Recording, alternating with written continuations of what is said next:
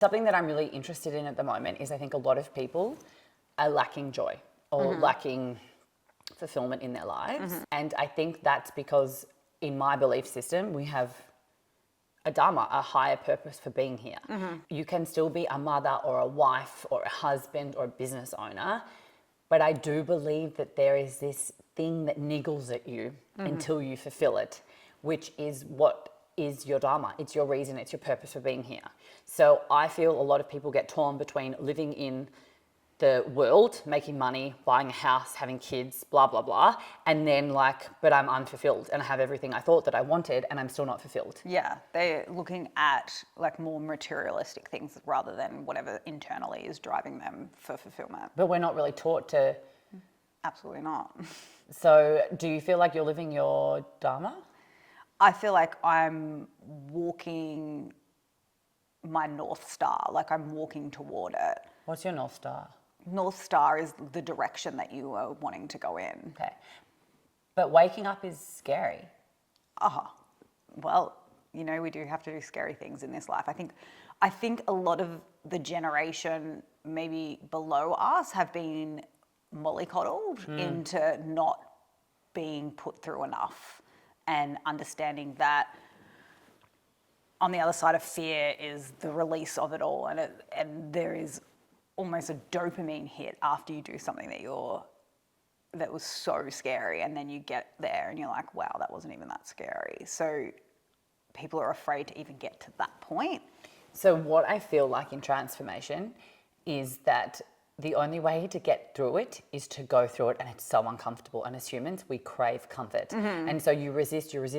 But if you can just surrender and accept that there is a higher power out there and go, okay, this feels so uncomfortable. I have no idea why I'm going through this, but I'm just going to go with it and see where I end up. And having faith. It's like having faith in something that you cannot see, which is going down the law of attraction, Abraham Hicks. You know, you throw your manifestation out there and then we're like looking for certainty. Whereas I think we're all slowly realizing that nothing in this life is certain. Nothing. And so I had this conversation with my dad, and he is going through lots of transition right now. He's getting divorced and he just wants certainty. And I said, Dad, you have to realize that this is your lesson right now, to let go, surrender, and get clear on what you want, but then just don't fuck with the chef. Like, hand over your dream, your manifestation, and trust that there is like a higher power out there. And I think that through transformational travel, through what we were talking about earlier about the places you go to, that you getting out of your own way is sometimes half the problem. And that's why I suggest to people to go away, because it kind of helps with 50% of the problem. Yeah, it makes you realize that you can do the hard things too, and you can do the things that scare the shit out of you. What scared you the most last year? What scared me the most? You did nearly die. I did nearly die. That didn't scare me though. I don't think like dying scares me, honestly. Do you know what? I realized I went through a full 180 or 360 moment, let's just say, because I came right back to the spot. I was so scared to get into the United States last year because of all the fear that everyone had imposed on me. Because when I went, it was at a time where everyone's like, don't go to the States. Like they're not letting people in. They're not letting Australians in. Like you're going to go into, what do they call it when you get taken away in? They detain you. And I was so scared I was going to get detained because everyone put this fear inside of me, and I had it sitting in me. And I got questioned for 2 hours because of that fear. I was sitting that fear the whole time on the plane. I was like shaking like this, like didn't sleep a wink. And it's a 15-hour flight and I was shaking, but it was everyone else's fears. And that's what I realized the whole trip, like this whole trip that I've been on in the last year. I realized that a lot of people put other fears on us that aren't even ours. So my greatest fear wasn't even my fear, it was other people's fears. But this is actually interesting because when you do healing work, you're healing the collective consciousness. Yeah. And so everyone is connected, everything is energy. And so I feel like right now in society, a lot of people are in total fear and the world is in a funny place. And if you're tapped in and turned on, it's hard not to feel that. Exactly. So how do you function in that world? That's when you have to start to realize, because I think a lot of people that aren't able to distinguish the difference between their own fear and other people's fear that's where the problem lies. So if you get to the point, I got to the point where I was like, this isn't my fear. I'm not even scared of this. It completely releases and you don't even feel it in your body anymore. So it's almost like once these fears come up, it's like going in and just being like, is this actually scare me? Does this actually scare me? If yes, maybe work on it or do whatever you need. I have a tool. Okay, so in kinesiology, so you could say, is this mine, is this yours? And you can get clear, no, it's not mine. So you put left hand on your chest, right hand like this, and think of what it is that's not yours, that's pretend you're a sponge and you've caught something. You push it off you, so push that right hand out. Then with the left hand, you cut it, symbolizing cutting the energies off you. And then it's gone. And you can sage yourself, but it's like a really easy cord cutting exercise. Like, is this mine?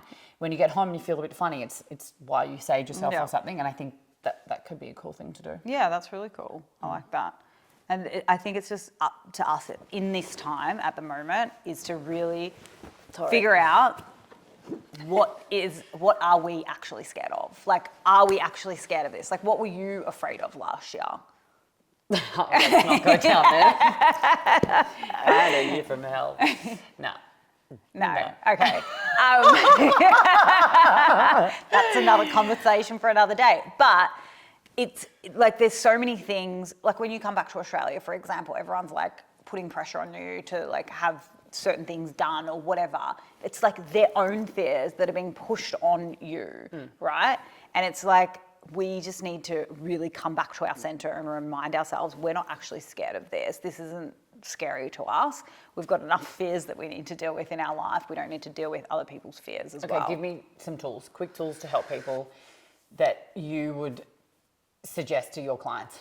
Okay, I would suggest sitting, meditating, and really feeling that fear as deep into your body and seeing if it just releases when you like really, you got to really sit like what's the worst case scenario that this could happen and really think about it and really feel it. Now, tell me how your body feels when you're doing that. Are you like shaking? Is it like, are you feeling nervous? Or do you actually feel calm when you're thinking about this, like meditating on it?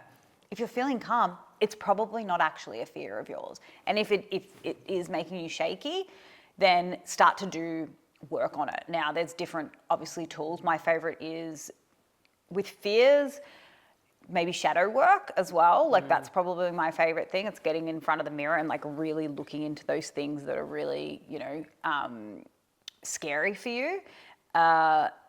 Meditation, kinesiology. Oh, I'm obsessed with kinesiology. I love kinesiology. It's anything that shifts emotions, right? Really quick. I love perfection healing.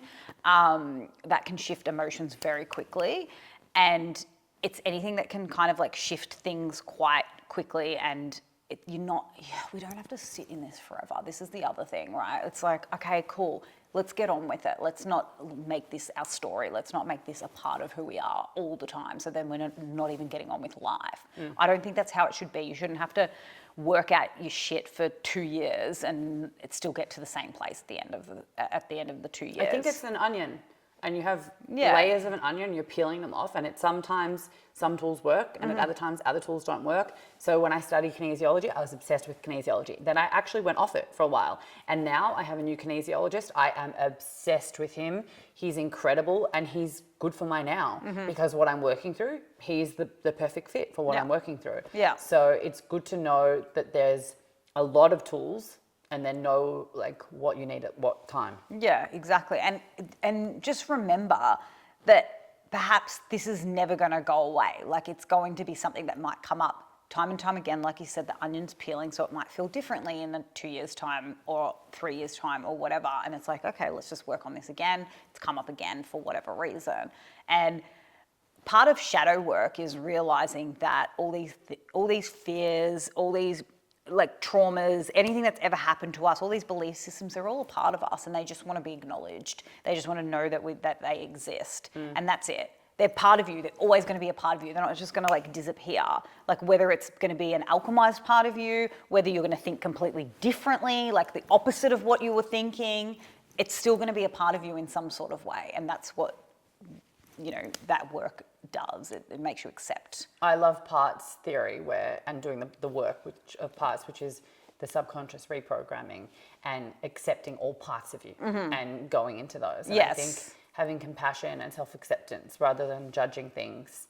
Yeah, there's so much to dive into there. 100%. And that's why I like this work rather than, you know, the traditional kind of things that people might do that just keep making you go around in loops and circles on the same topic. And it's like, you never get through it. You're doing the same repeated patterns and you're just not letting it go because for whatever reason, those things, I just don't think that they work as well as this kind of work. My biggest game changer is reprogramming your subconscious. That's my biggest, NLP is my favorite thing Whatever to do. way you can reprogram your subconscious, it's rewriting your story, it's rewriting your script, and it gives you autonomy of the direction of the ship you want to go in. Yeah, but you get to choose. Some people think that they just have this program and it's never going to change and they just can't accept it. Like my mum always says to me with technology and stuff, she's like, I don't know how to do that stuff. I can't learn that stuff. And I'm like, you can learn that stuff. Like you actually can. And so people have these programs that they think they just can never get over or it's just always going to be there, but it's not true. You can reprogram it. You can make it fit differently within you and then you can get on with it. Totally.